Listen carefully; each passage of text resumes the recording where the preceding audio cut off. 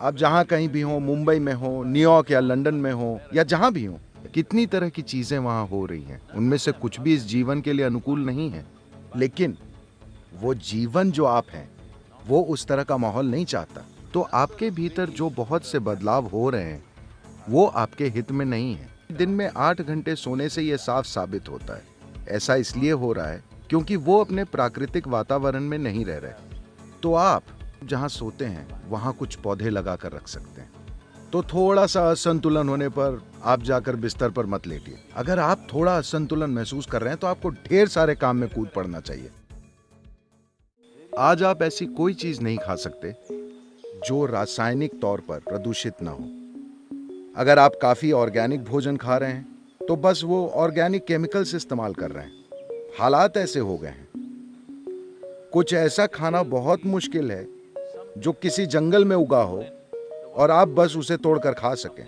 ऐसा बहुत बहुत कम होता है। ऐसे लोगों का प्रतिशत न के बराबर है जो उस तरह की चीजें खा सकें। अब सब कुछ बाजार से आता है और बाजार में सब कुछ ज्यादा मात्रा से तय होता है, न कि क्वालिटी से।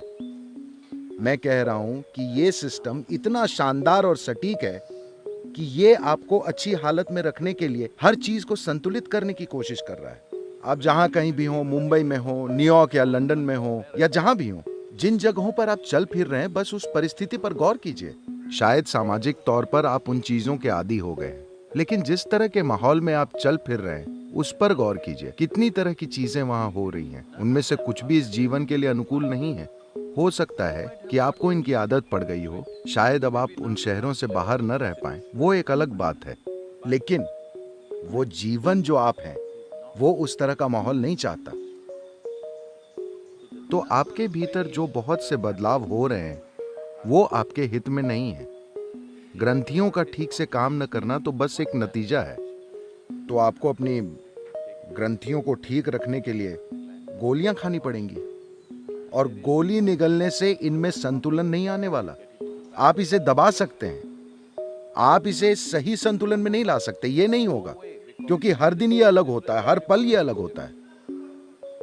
ये एक कैलिब्रेशन है, एक बहुत सक्रिय कैलिब्रेशन होता रहता है। आप इसे मार देते हैं और बस एक गोली लेते हैं और किसी तरह काम चलाते हैं, यानी कि आप थोड़ी खराब मशीन है।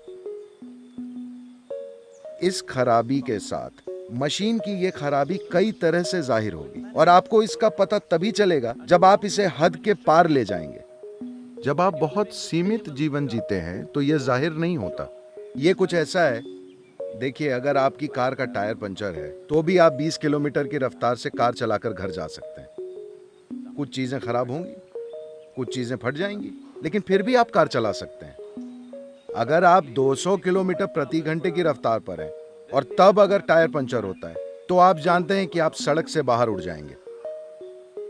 तो बस यही बात है। अगर इन सब चीजों को ठीक से संभाला गया है, अब अगर आप अपने जीवन को एक काफी ज्यादा ऊंचे स्तर पर काम करने के लिए ले जाते हैं तो भी ये आराम से चलेगा। उस संतुलन को लाए बिना अगर आप अपने जीवन की गति बढ़ाते हैं तो ये डगमगाने लगेगा।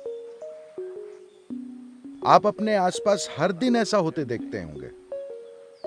तो अपने जीवन में उतनी लागत लगाने के लिए, खैर, आप अपने शहर को छोड़कर जंगल में रहने नहीं जा सकते, आप अपने माहौल को छोड़कर दूर नहीं जा सकते। आपको कम से कम खुद को इतना सक्षम बनाना होगा कि उन चीजों का आप पर ज्यादा असर ना हो। वैसे भी इनका असर तो होगा, लेकिन सवाल है कि कितना असर होगा।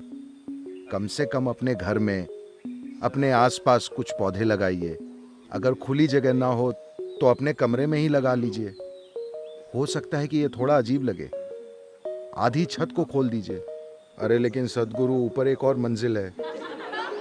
ठीक है, एक दीवार हटा दीजिए ताकि आपको थोड़ी सूरज की रोशनी मिले। हाँ, ऐसा ना हो कि घर हर तरफ से बंद हो और हर समय बस एक एसी बर्र करता रहे। ये भी एक चीज है। आपके आसपास मौजूद ध्वनियों की गूंज इस शरीर को पूरी तरह से झकझोर रही हैं, हर समय बर्र। खासकर जब मैं देश से बाहर होता हूँ, खासकर अमेरिका में, यूरोप में भी वहां थोड़ा बेहतर है, लेकिन अमेरिका में हर समय कुछ न कुछ गूंजता रहता है। हर समय जब मैं यहां आता हूं तो लगता है बस बिल्कुल शांत, जो आपको जीवंत बनाता है। जब हर चीज गूंजती रहती है तो आप बस पुफ।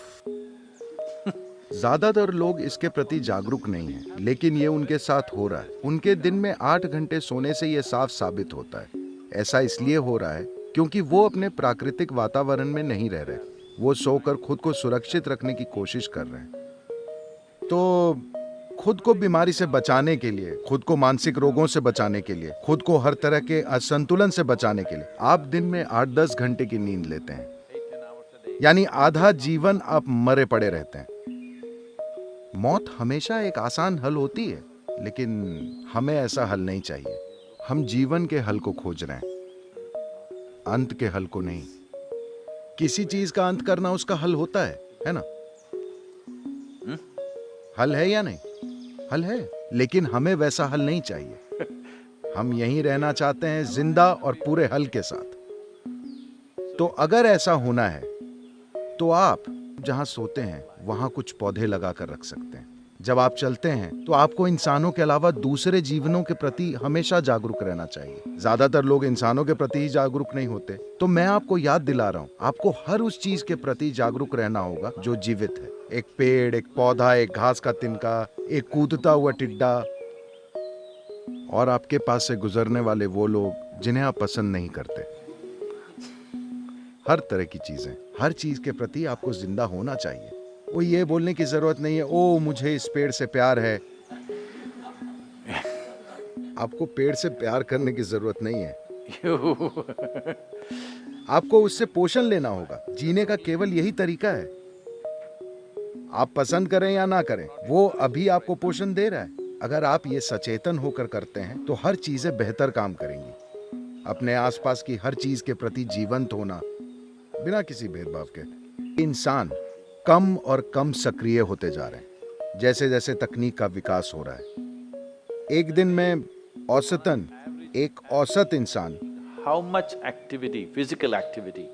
पिछली पीढ़ियों के लोग कितनी ज्यादा शारीरिक मेहनत किया करते थे, और अभी हम सब जितनी शारीरिक मेहनत कर रहे हैं वो बहुत ही कम है।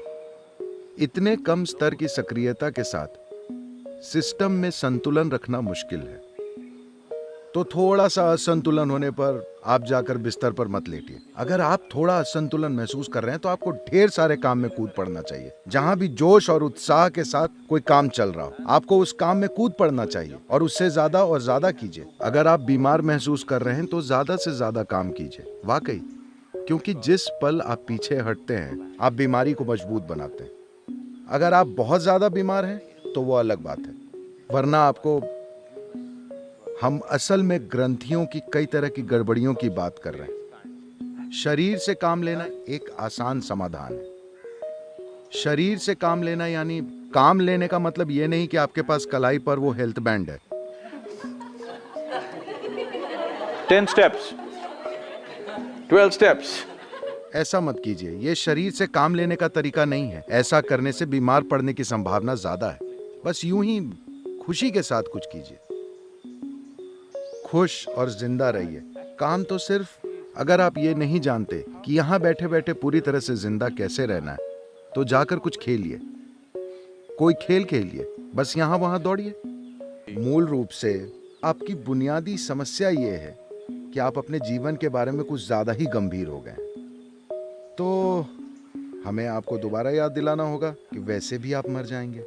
तो इस बारे में इतना गंभीर मत होइए, क्योंकि इसे खत्म होने में समय नहीं लगेगा।